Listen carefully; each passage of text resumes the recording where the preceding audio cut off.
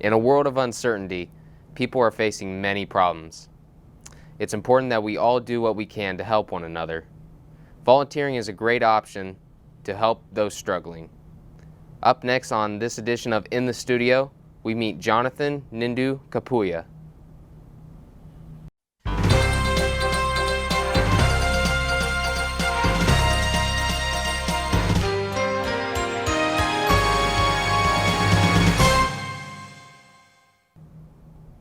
Welcome to In the Studio, where each week we discuss our favorite organizations, students, and faculty here at Hanover College. I'm Kyle Willis, and today I'm talking with Jonathan Kapuya. He is a sophomore at Hanover College. Thank you for joining me, Jonathan. How are you doing? Good. How are you doing? I'm doing good. It's Friday. You gotta love it. Yeah. You know, this is slight diversion, but one of my favorite things is to go to McDonald's on Fridays. And if you go late at night, they will give you free fries if you say, "Can I have free fries?" because it's Friday. Is it the one on this side? Oh, yeah. Okay. Yeah, so just pro tip for you. But today, we're not talking about McDonald's. We're going to be talking about you. So you're a sophomore at Hanover College. And so tell us a little bit about yourself. What are you involved with? On campus? Yeah. So I'm involved in a lot of things. I'm part of the Looking Back Moving Forward, and I'm the secretary of the I Club, and I'm also part of the Benjamin Templeton Scholarship. And I'm looking forward to join the soccer team. You're going to join the soccer team. Wow. Yes. So you must be pretty good at soccer. Yes. Don't be so humble. But yeah, it sounds great. Sounds like you're involved with a lot of great stuff on campus. Yeah. My friend Samuel Pyle, he's the founder of Looking Back Moving Forward. How do you like him? So yeah, me and Sam, we have been good friends since day one, since I came here.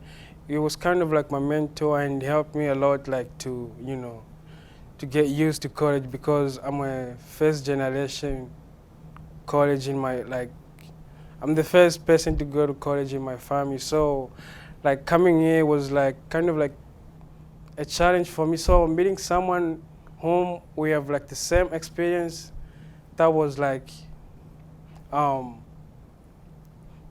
relief for me, and he helped me to go in the right direction. Yeah. I would say so. It's nice to find somebody with the same, background as you, because it's just easier to connect with and adapt. In college, it's about finding those connections and finding your niche. Yeah. But so where did you grow up? Where'd you live before coming to Hanover? So originally I'm from Congo, but I lived in Zambia, and these countries are in Africa. And then I would say in 2017 we moved to America. So now I live in Louisville, Kentucky. A little different, am I right? Yes, exactly. Yeah, I imagine. I've never been there, but obviously I can think of a couple things off the top of my head. But tell me, what was it like? So it's a third world country. So it's not like it's a good place to live, but we have many challenges, including lack of water. I would say, the government wasn't good to the immigrants, and like I said, it's a third world country. So the country there was like high poverty rate in the country, and how can I say it? It was difficult, in short. Yeah. I imagine. So so you talked about not having a lot of water and facing difficulties. What do you think was the most difficult part about living over there? The most difficult part is, I would say, me not knowing where I'm from, because I just know that I'm from the Congo, but um, I do not have a clear picture of like how the Congo looks like, or the people that side, or the culture. And this is something that I'll I will work on, like when I'm done with my graduation and everything. I'll try to go back to my roots, as the reggae people say, like to um to visit my culture, like my real culture. Yeah. Well, it sounds great. But so that's where you grew up. No, I grew up in Zambia. Yeah, you grew up in Zambia. Yeah. And so, but then you came here. Yeah. And so what was that process like, going from Zambia and then, coming to the United States? How describe that process? So that was kind of like one of the challenging things in my life. So I came the time when Trump was president, and this was the time when he implemented the travel ban for immigrant. So it was kind of like stuck in Dubai. It wasn't just us, it was like people from Syria, from Sudan, from like, those countries where there's like war or maybe famine.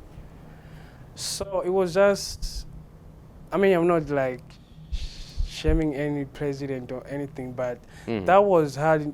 That was hard on a lot of people. And some of them were forced to go back to the same place that they were learning from. For example, the Syrians, I remember, like they still were in their country, but they were forced to go back because of the travel ban. Which too but for us, we were told to wait a little bit, but the plan was like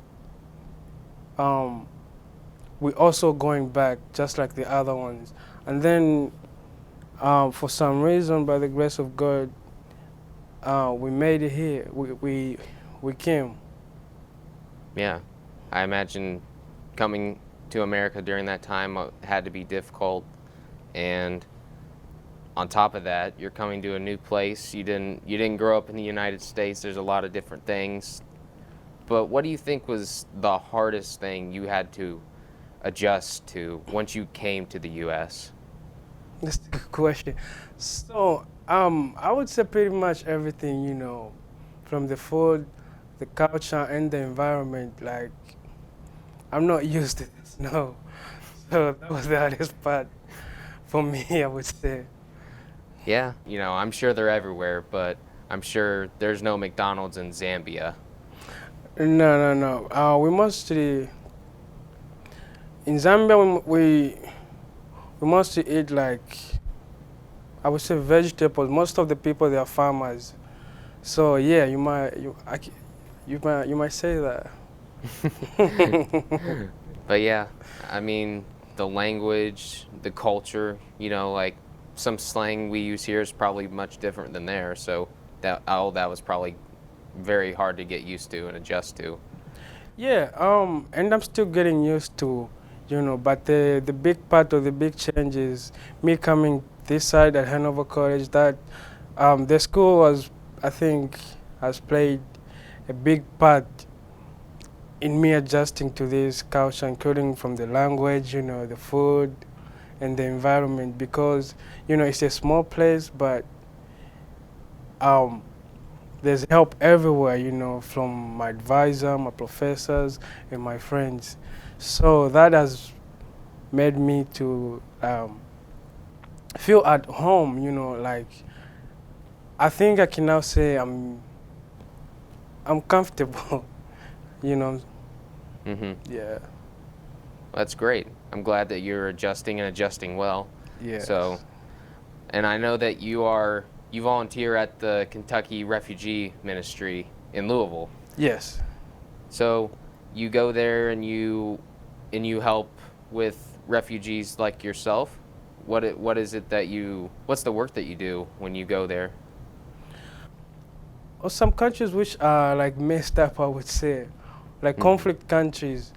So Kentucky Refugee Ministries is an organization which helps those students who are fleeing from war and bring them to the U.S. to help them settle here. Okay. Yeah. And so that's what you do. You help refugees come and help them adjust, kind of like you had to go through. Yeah, but I wouldn't. I don't like. I'm not involved in like the process of like paperwork and stuff. I just volunteer to help them when they come to the U.S. I kind of like, I would say, I help them adjust to life in the U.S. But in terms of like the paperwork of helping them come to the U.S., those are people whom we call like case workers. The people who work with the United Nations and the U.S. government. Those are the people who help those refugees or immigrants to come to the U.S. Okay. Yeah. So you're not directly involved in the process, but okay, I see what you. So this organization, I mean, it sounds incredible, and it's obviously very important because, you know, America is known for bringing immigrants in, and, you know, and they help live, you know, make this country so great. And do you think that having something where it educates people like the struggles that refugees face, do you think like having a program like that on campus would help?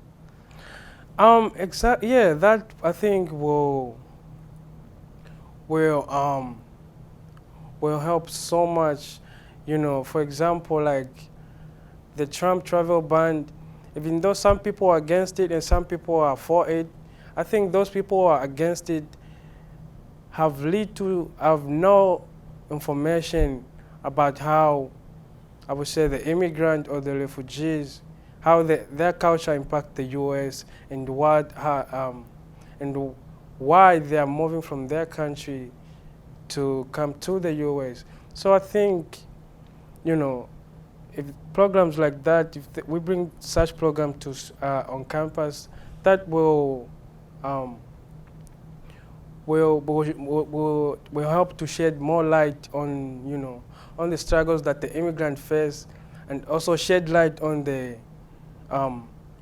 good thing that the immigrant bring with them from their country to the U.S. because they don't just bring, you know, like problems and anything, but they bring more than that. You know, there's more good than bad. And I can give example of like immigrants who participated in the U.S. history. I can start with Albert Einstein. You know, most Americans love Mexican food. Yeah. I would say, do you watch the league in the U.S.? Have you watched soccer in the U.S.? Yeah, I watch a little bit of soccer. Yeah. Yeah, and most of people in that league are immigrant, and so yeah, it's more than that. I would say even like fashion. I would say, for example, I'm African. That we have this festival in Louisville. It's a good festival. It's a beautiful festival. I think it would be great if we, as students, we start kind of like not just live on campus, but also, you know, to go out to experience other cultures, so that they might have like a better picture of how immigrants help make this country unique as it is. Yeah. I like something you said is that people don't consider all the good that immigrants bring. Yeah. This country was founded on immigrants, but yet people, like with the Trump, when they banned the immigrant travel, they only saw the negatives, but they fail to put themselves in the perspective of the other people. Like you said, they were coming from really bad living situations. So I just think that if we had some on-campus programs, it could help and do some good. Yes, and like I said, I mean, like you said, Kentucky Refugee Ministries, I think, you know, if we get in touch with them, they would love to connect with the school, and maybe they also have internship, and I'm thinking of doing one this summer with them.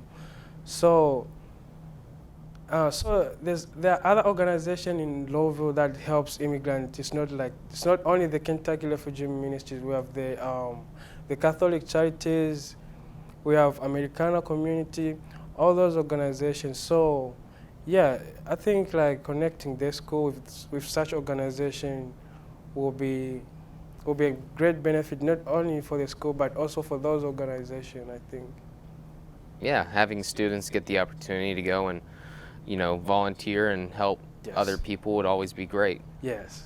And, you're one of those people who took that initiative, and I know you were recognized for your good work at the Refugee Ministry. You won a couple of awards for volunteering. Yes.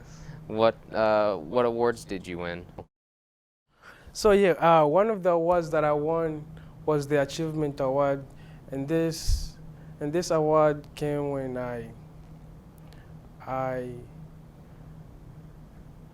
when I was participating in things like helping the immigrants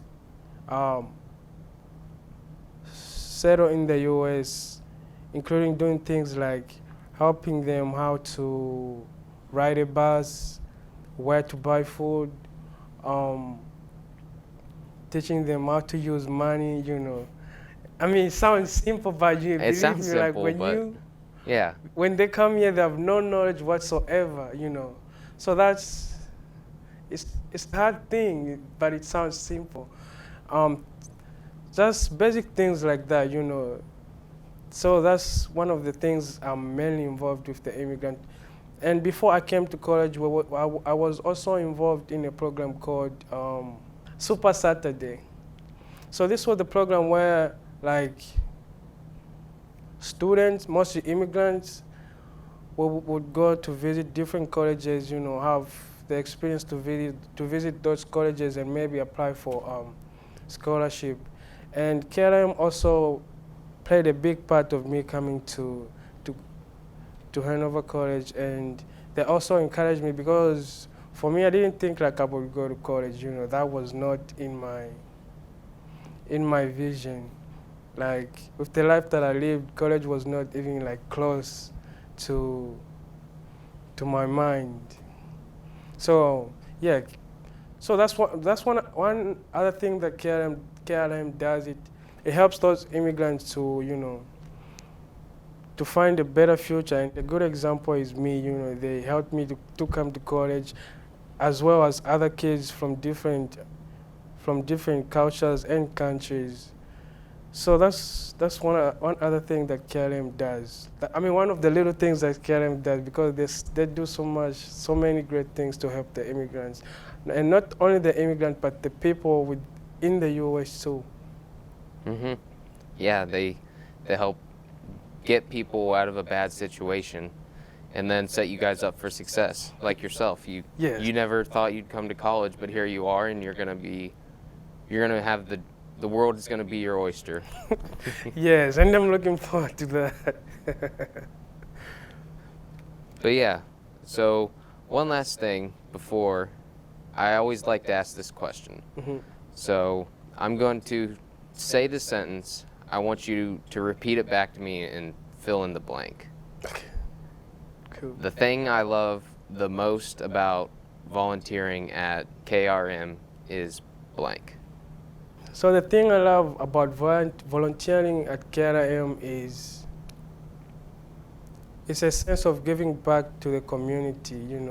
Like I've been helped, so I feel like helping is a way of me appreciating them and giving back to the community.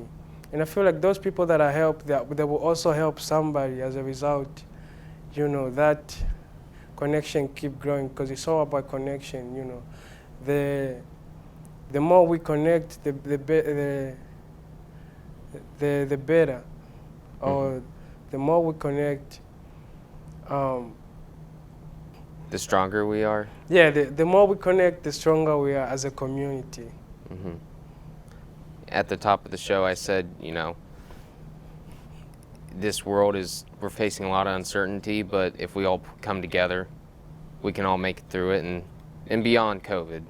It's just important for the better of humanity that we all work together. Yes, exactly. I think that's the golden rule. That's what we should all, as individuals, should be working towards.